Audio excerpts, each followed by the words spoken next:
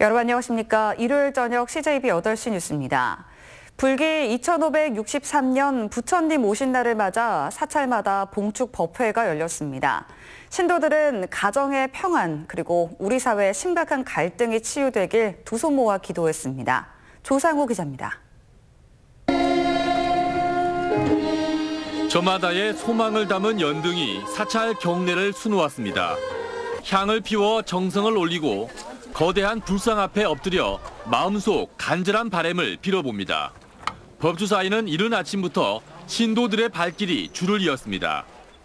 가족들 건강도 빌고 소원도 이렇게 빌고 이제 또 애들한테 부처님에 대해서 더 설명도 해주고 이렇게 하기 위해서 찾았습니다. 법주사 주지인 정도 스님은 우리 사회엔 이념이나 견해 차이로 인한 대립과 경제적 어려움으로 많은 사람들이 힘들어하고 있다며 나부터 마음의 문을 열자고 말했습니다. 평온하고 자비한 마음을 가지고 내 주위의 사람들에게 마음의 문을 활짝 연다면 세상은 자연스럽게 행복하고 평화로울 것입니다. 청주 용화사를 비롯한 각 사찰에도 신도들이 경례를 가득 메운 가운데 불교의식이 거행됐습니다.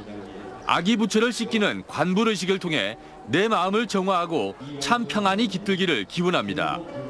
날로 심각해지는 우리 사회 갈등을 걱정하며 공동체가 회복되길 기원하는 목소리도 많았습니다.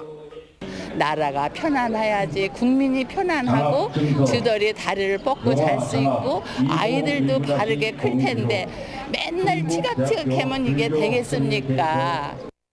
봉축 법회에 참석한 신도들은 화사한 연등처럼 가정과 우리 사회가 더욱 밝아지길 기원하며 부처님 오신 날의 의미를 되새겼습니다. CJB 뉴스 조상우입니다. 5월은 농번기를 맞아 농사 준비로 바쁜 시기입니다. 그런데 이처럼 바쁠 시기에 올 농사를 시작조차 못하고 있는 농민들이 있습니다. 지난 겨울 논 높이를 맞추기 위해 논에 부은 흙이 문제였습니다. 진기훈 기자입니다. 청주시 정북동의 한 논입니다. 모내기가 한창인 시기지만 논에는 흙만 가득합니다. 지난해 12월 농어촌 공사가 상습 침수 지역인 이곳에 수해 방지를 위한 복토 사업을 진행하면서 흙을 부은 건데 농민들은 곳곳에 시멘트가 섞인 돌 등 폐기물이 섞여 있어 농사를 지을 수 없다는 겁니다. 복토된 흙 표면에는 이렇게 공사장에서 쓰이는 부직포 매트와 철근 콘크리트 등 건축 폐기물들이 쌓여 있었습니다. 곡식을 심어놓으면 그 시멘트는 화학 성분이 들어서 농작물이 죽어요. 벼구먹고. 살 수가 없습니다. 농사를 질 수 있게 만들어줘야 되는 게 농어촌 공사예요. 근데 그걸 관리 소홀한 게 농어촌 공사죠. 하지만 농어촌 공사에선 폐기물 흙을 부은 건 사실이 아니며 공사장 득에서 흙을 가져오는 과정에서 일부 폐기물이 섞였을 수 있다는 겁니다. 지금 그 토양적인 부분은 제가 봤을 때는 문제가 안 될 것 같아요. 잔입을 하면서 일부 소량적인 부분이 이렇게 딸려 들어온 것 같아요. 관할지자체 역시 해당 흙이 폐기물이라고 단정짓긴 어렵다는 입장입니다. 공사장에서 땅을 굴착하면서 나온 거는 그냥 자연 상태이기 때문에 폐기물로 볼 수가 없고 그리고 아파트 현장에서 가져왔다고 폐기물이라고 할 수는 없거든요. 이미 1년 농사는 물 건너간 일. 하지만 복토 행위 자체가 개인 간 거래 행위여서 손해배상 등 명확한 규정조차 없다 보니 피해는 고스란히 토지주에게 돌아가고 있습니다. CJB 뉴스 진기훈입니다. 국회 패스트트랙 대치 끝에 장외 투쟁에 나선 자유한국당 지도부가 내일과 모레 이틀간 충북을 방문합니다. 자유한국당은 황교안 대표가 내일 오후 충주 어린이 보호시설인 진여원을 방문한 후 동량면 마을회관에서 숙박할 예정이라고 밝혔습니다. 황 대표는 모레 화요일엔 제천에서 농촌 일손 돕기 봉사활동을 한 후에 청주로 이동해 청주시 학교운영위원협의회와 간담회를 진행할 예정입니다. 더불어민주당 미세먼지 특별위원회가 내일 단양군 매포읍의 한일시멘트 공장을 찾아 현지 실태 점검을 벌이기로 했습니다. 민주당 이우삼 의원에 따르면 이번 실태 점검에는 송옥주 위원장 등 당 특위 소속 의원들과 함께 박연재 원주지방환경청장 등 환경부 관계자들도 동행할 예정입니다.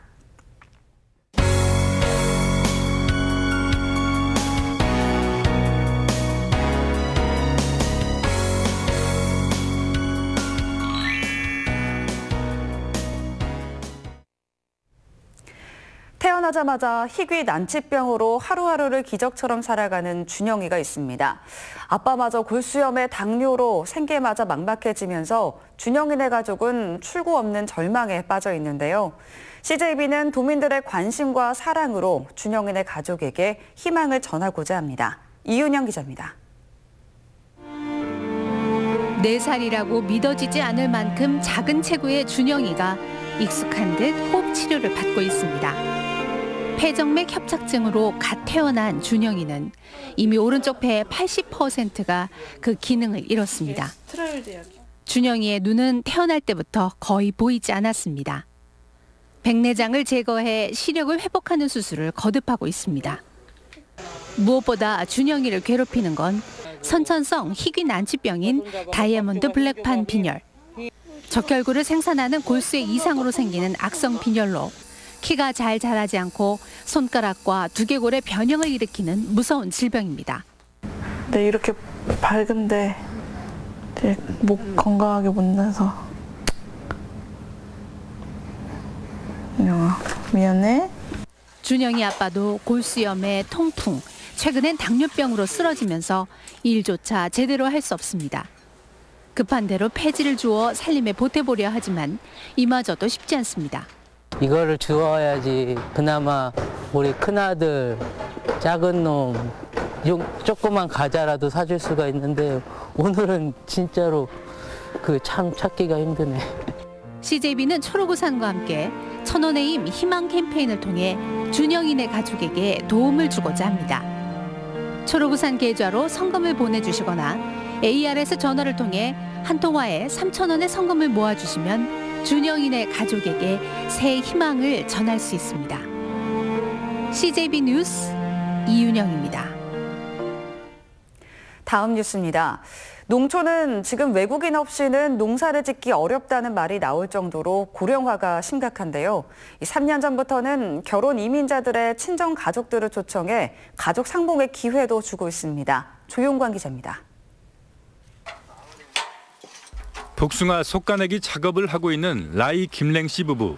12년 전 캄보디아에서 시집온 여동생네 농사일을 도우러 3년째 한국을 찾고 있습니다. 모자란 일손을 보태면서 한국인과 같은 최저임금도 보장받게 돼 석 달 뒤면 두둑한 목돈도 손에 쥐게 됩니다.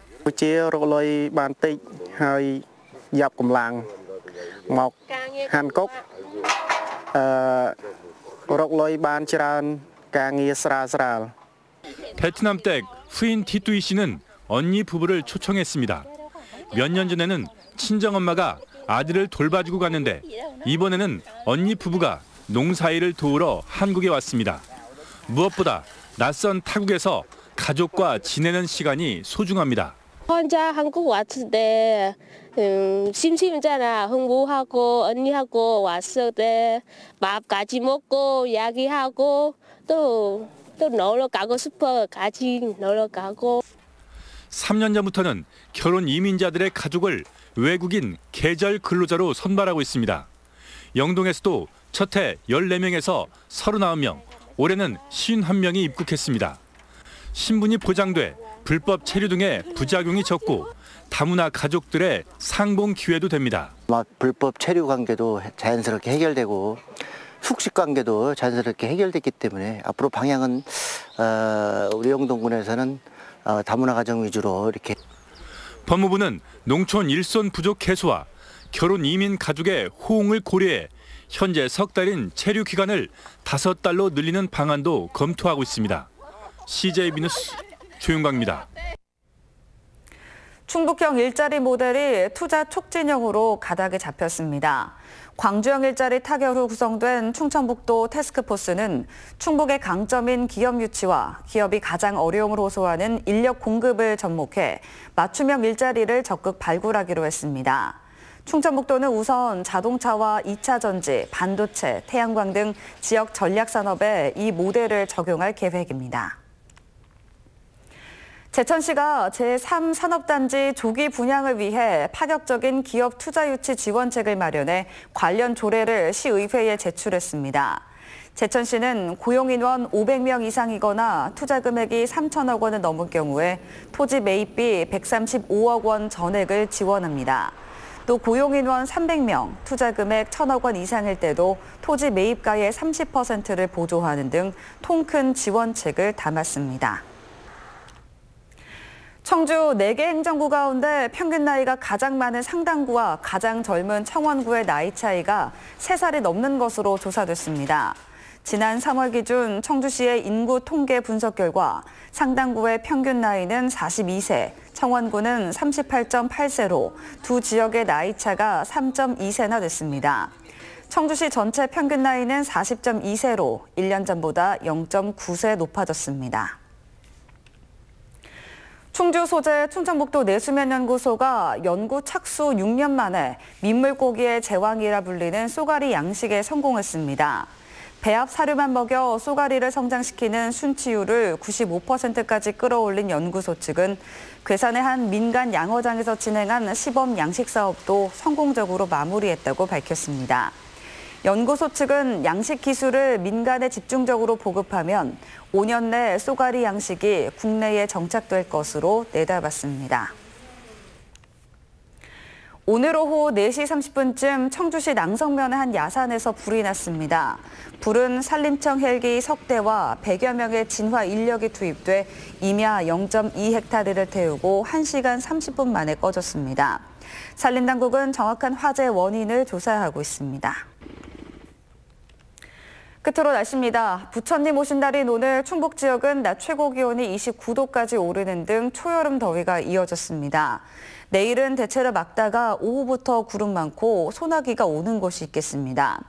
내일 아침 최저 기온은 8도에서 14도, 낮 최고 기온은 26도에서 28도의 분포를 보이겠습니다.